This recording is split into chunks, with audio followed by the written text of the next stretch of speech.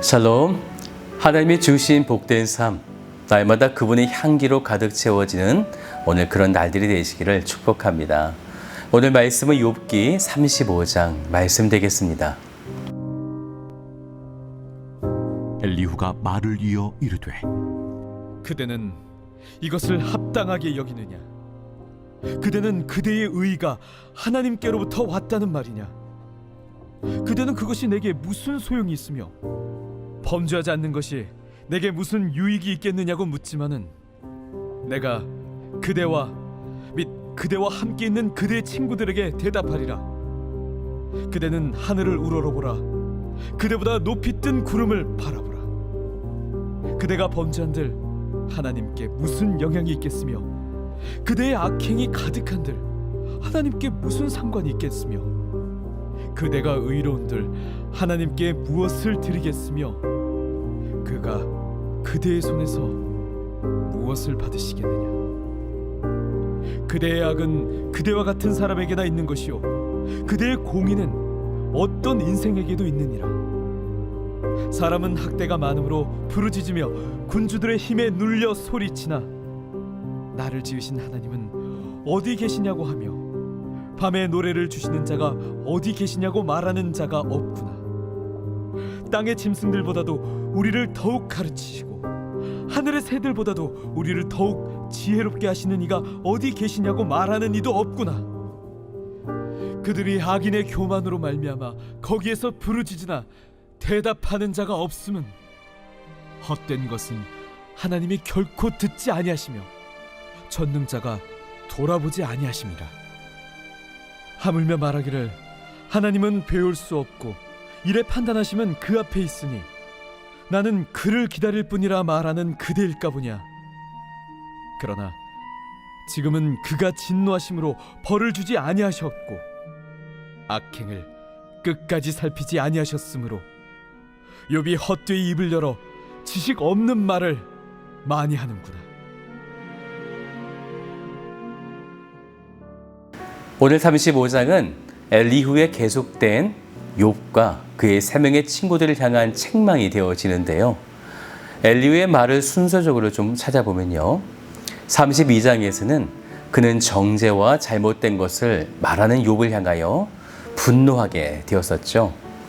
그 이후에 그는 33장에서 하나님의 긍휼과 은혜, 구원의 하나님을 그 사랑을 증거하게 되었습니다. 그리고 어제 보았던 34장에서는 하나님의 공의와 심판을 말한 이후에 회개할 것에 대해서 이야기를 하게 되었었죠. 그리고 오늘 우리가 함께 보게 된 35장에서는 두 가지를 들어 욥을 책망하게 되어지는데요. 먼저는 1절부터 8절까지 하나님을 섬기는 것이 무엇이 유익인가? 바로 이것과 둘째는 9절부터 16절까지 어찌하여 부르짖어도 응답하시지 않는가? 바로 이 두 가지를 책망하게 되어집니다. 기도에 대한 부분을 오늘 말씀에서 전하게 되어지는데요. 기도는 하나님과 인간 사이의 대화의 창구가 되어지죠. 우리는 기도하면서 하나님의 뜻을 발견하게 되고 그 하나님의 뜻을 우리가 구하면서 나아갈 때에 하나님은 기도의 능력을 우리에게 부여하심으로 성취가 일어나게 되는 것이죠. 그래서 오늘 엘리후는 왜 기도의 응답이 일어나지 않은가? 그것은 헛된 기도를 했기 때문이다. 이렇게 말하고 있는 것입니다. 헛된 기도. 생각해 보면요. 첫째는 하나님의 뜻을 모르고 기도하는 것이 헛된 기도가 될 거예요.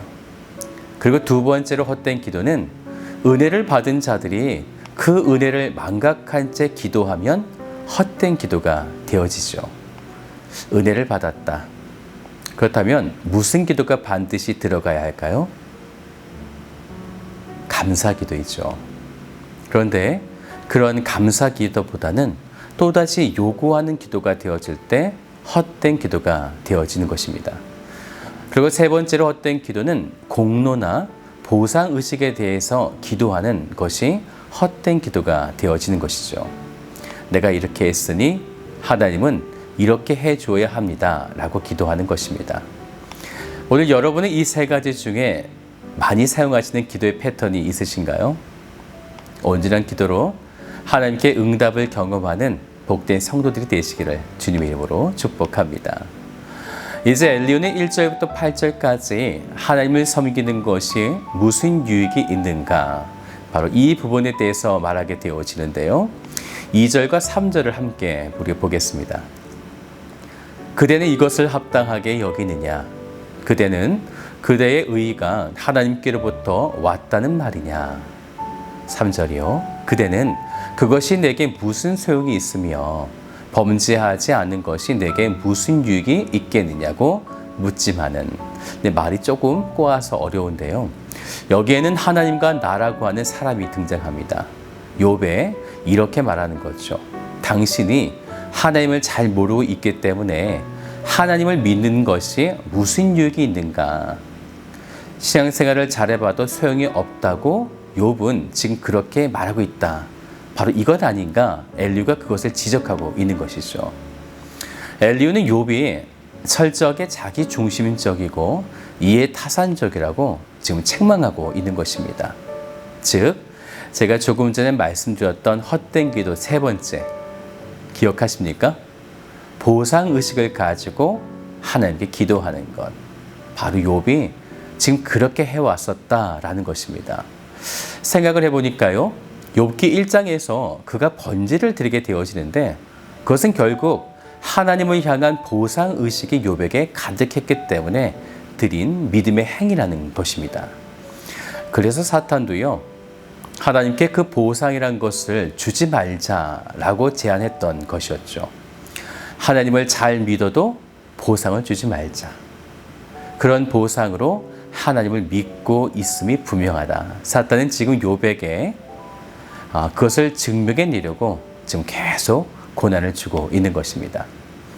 지금 엘리후는 욥의 바로 그 점을 정확하게 지적하고 있는 것이죠. 결국은 욥, 너는 잘못된 신앙관을 가지고 있다라는 것입니다. 곧 너가 기도하는 것은 헛된 기도가 되어졌다라는 것이죠. 그래서 엘리후는 이제 욥과 친구들에게 이렇게 말하겠다라는 것입니다. 5절을 볼까요?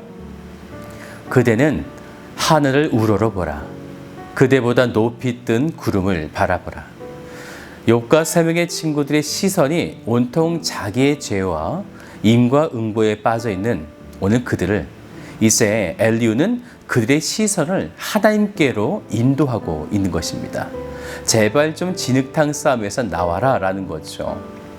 그리고 눈을 들어서 이 천지를 지으신 하나님을 바라보게 되는 것. 우리 6절부터 7절까지 같이 말씀을 볼까요? 그대가 범죄한들 하나님께 무슨 영향이 있겠으며 그대의 악행이 가득한들 하나님께 무슨 상관이 있겠으며 그대가 의로운들 하나님께 무엇을 드리겠으며 그가 그대의 손에서 무엇을 받으시겠느냐. 이렇게 눈을 들어 하나님을 바라보지 못하고 자기 중심적인 신앙관을 가진 사람들은 결국 9절부터 16절처럼 헛된 기도를 하게 된다라는 것입니다. 그런데 그러한 부르짖음에도 하나님은 결코 응답하지 않으신다라는 거죠.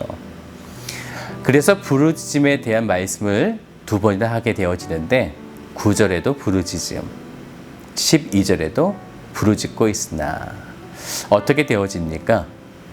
10절을 같이 볼까요? 나를 지으신 하나님은 어디 계시냐고 하며 밤에 노래를 주시는 자가 어디 계시냐고 말하는 자가 없구나. 하나님을 발견하고 있지 못하는 것입니다. 엘리후는 이렇게 말하는 것이죠. 하나님은 헛된 것을 결코 듣지 않으신다. 전능자가 돌보지 않으신다라는 것입니다.